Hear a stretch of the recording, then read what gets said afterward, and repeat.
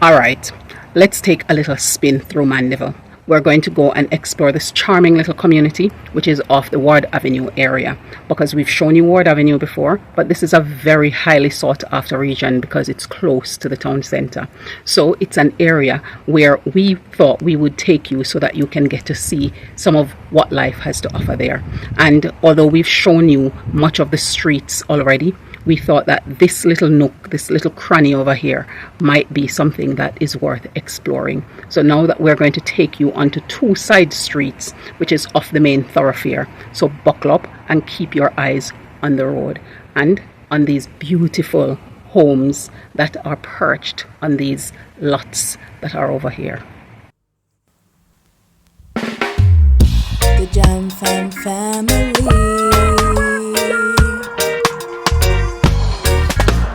Jam fam, come hang with me, yeah. Here. Hello, Wagwan. Big up yourself, whether you're there yard or you're there abroad. Welcome back to another episode of Life with the Jam Fams. Welcome aboard the adventure carriage in another week. We're kicking off our tour just 5 minutes drive from the heart of Jamaica's coolest town, which is Mandeville, where the air is always cool thanks to the altitude of this island highlands. As we turn off the main hustle, the humidity shifts. In fact, it just vanishes. Mandeville was established back in 1816 and it's named after the Viscount Mandeville. It wasn't built for sugar like the rest of the island. It was built for leisure and administration. It's why everything feels a bit more English countryside and a bit more tropical oasis. Now we're going to be taking you off onto the first road, which is an exclusive and quiet destination. We're hanging on to the left here. Notice the engine noises just seem to just drop. That's the close effect that you get over here. This pocket is historically known for being a bit more tucked away, private, prestigious and very lush. The gardens here are the real stars because of the bauxite rich soil, that deep red earth that you see just about everywhere, and the temperature climate. People grow things here that would wilt anywhere else in Jamaica. We're talking about hydrangeas, azaleas, and lychee, and some of the fattest citrus trees you've ever seen. People don't just have homes, they have estate in this neighborhood.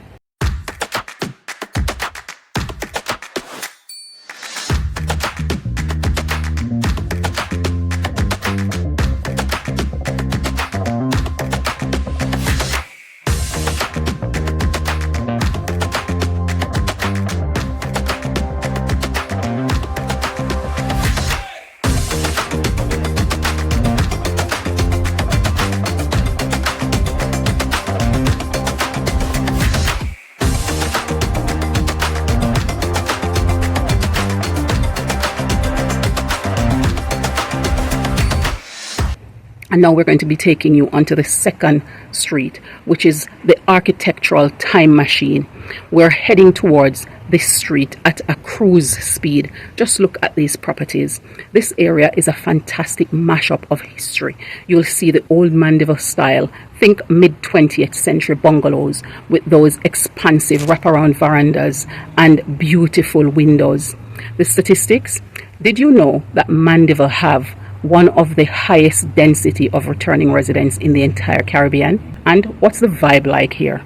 You can see it in the houses. We've got limestone foundation from the 1940s sitting right next to modern multi-story glass and steel marvels that are built by folks who spent 30 years in London or Toronto or New York and came home to build their dream palace. It's an architectural shuffle of choose your own adventure out here.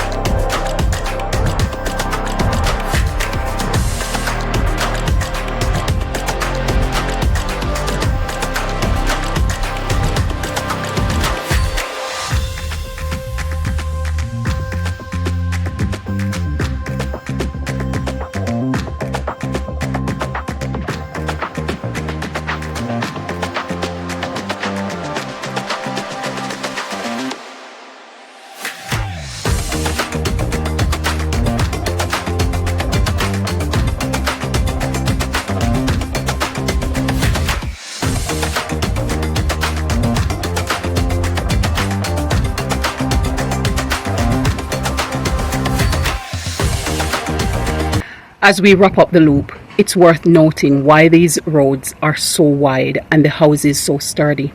Mandeville boomed in the 1950s and 60s thanks to the bauxite industry.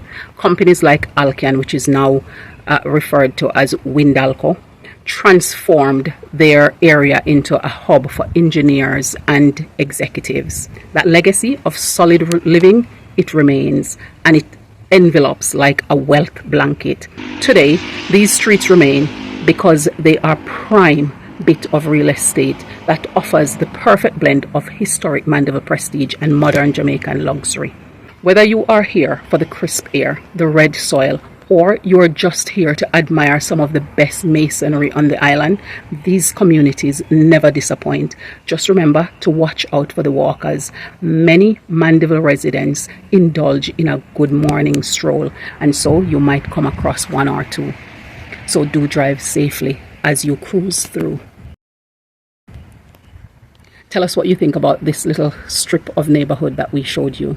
And we'd like to hear whether or not this is somewhere that you would actually live, because guess what? Mandeville is a lovely place and it's a beautiful part of the country for you to probably come back and call home. So let us know, is it somewhere that you would actually retire? Tell us in the comment section below. This is one of the songs that you sung for us. I'm going to share it with the tribe. The goodness of God. What about it that makes you sing that song? What does that mean? You. Why me? I don't like that song. Oh, you don't particularly? No. You like that song. So is that why you sing it? Okay. So you sung the song that one of the songs you know your mother likes. So you sung it so that she can give praise and worship. But do you like a song they sing though? I'm not really a song she sings. Music. Okay. But you sung a song that they do. What is it called? That same singer does. She sang Come on Me, thick and thin, a friendship that will never end. You sing that one then, don't you? You like that one though? Okay. What is it about the song why you like it? Okay then. And her singing style is probably what I would consider mine to be somewhat similar to. Okay. You would like to do stuff like she does. Not because you're copying her, but because you like the way in which she manipulates her voice. Her songs tend to match my voice. Okay. Other artists. Well, one of these days you're going to definitely have to sing one of her songs so we can share it on the platform then. What do you think? We'll see. Okay then. I love you, Lord. Oh, I will sing of the goodness of God. Oh, I will sing of the goodness of God. So at this moment, I'm going to make myself a little fruit salad because Eliana just made me some egg mayo and pita bread, and I need some fruit salad to go with that now, so I'm going to make that. But this is the fruits we get at the market fruit stall this week. So the lady I normally buy from, when I went, she only have oranges of, I say 200 and 300 or 300 and 400 each, I can't remember now. But the guy that I bought from last time when she was leaving had them for 150 and 200. So I decided I was going to buy half a dozen from him, so I bought those. And then I got, I think that's half a dozen apple as well. That was $500, this was $900. And then I believe this slice of watermelon was $400. And so when he done everything, I said to him, say, look, just give me $200 worth of grape. So I get that with it, because normally whatever they sell is $400, so I'm just split and give me the $200 worth. So that's what I have. I'm going to make a fruit salad. Just going to put these in my fruit salad at the moment. So because Eliona tend to like the orange. So I'm going to do that, and she now look nowhere near the watermelon. So I'm going to stay on that side and then just make one. Yeah, but that was $2,000 for fruits. Of course, I have other fruits, that Jamaican local fruits other than watermelon and orange, that I have in between my fruit buys. So it's all good to supplement us. So I'm going to do that now and sit down and enjoy it, because once the morning get a little bit more busy moving, it ain't going to happen. No, it's not going to. So I'm going to do it now that I can. And there goes my fruit salad. What are the fruits that you like in your fruit salad? Do tell us in the comment section below. I'm going to go enjoy and indulge and put my foot up a little before I get my day moving swiftly. Farming and agriculture is such a noble career and profession, but it often doesn't get the reputation or the acknowledgement that it actually deserves.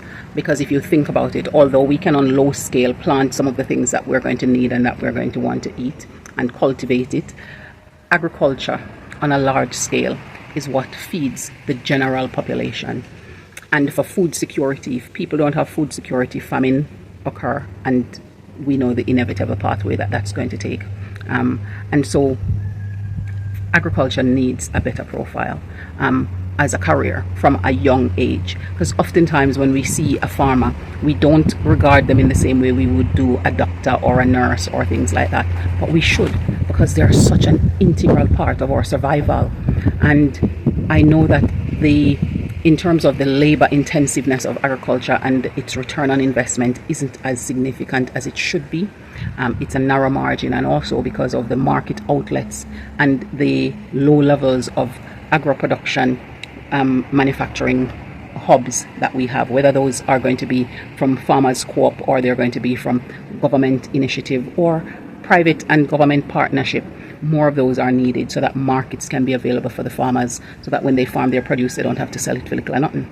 But at the same time, I do think that we need to give a higher profile to it as a career from an early stage. And we haven't taken the leaps as quickly and as readily to transform our agricultural mechanisms as well as it has been done in other parts of the world. And I remember as a little child when my father came in and he was showing planting yam with some smaller heads, and see the yield and the quality of, straight pieces of yams rather than this big bulkiness. And people used to laugh at the idea that how could that be done? And then he was demonstrating it and they were seeing the effect and the results. And slowly people come back around to it. And when he would say, neck off the yam and cover it up back into the hill and allow it to regrow, and then you get another harvest from it before you actually replant it in its entirety. And people used to find that silly, and now those are some of the practices that are common in areas of northwest Manchester and southwest Trelawney, where farming is happening on large scale in terms of yam production. And so we need to have an increased profile on agriculture across the country, and having more people seeing it as a viable career opportunity and career route for them, and making it a little bit more industrialized and ensuring that it can increase their yield without necessarily overdoing the chemicals on the crops. But it's something to think about. What's your view on that? Do you think it needs a higher profile from primary school all the way through, and also nationally? Or do you think that agriculture as it is, as a career in our country, has done its time, and we're going to be a nation that resort to more importing of these produce than we do in producing them ourselves? Because we've got to think about our food security in the long run. Even though we have lots of food forests around, food security is still paramount to think about for survival and longevity of any people in any nation. So tell us what you think. We'd like to hear. The Jam family.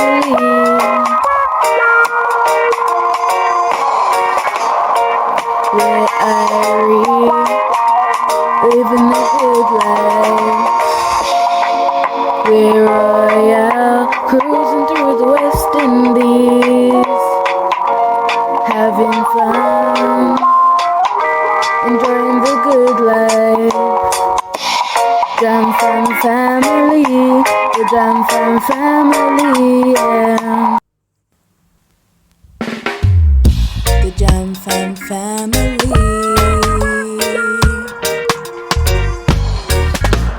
Jam Fam, come hang with me, yeah, yeah, yeah. The Jam Fam family.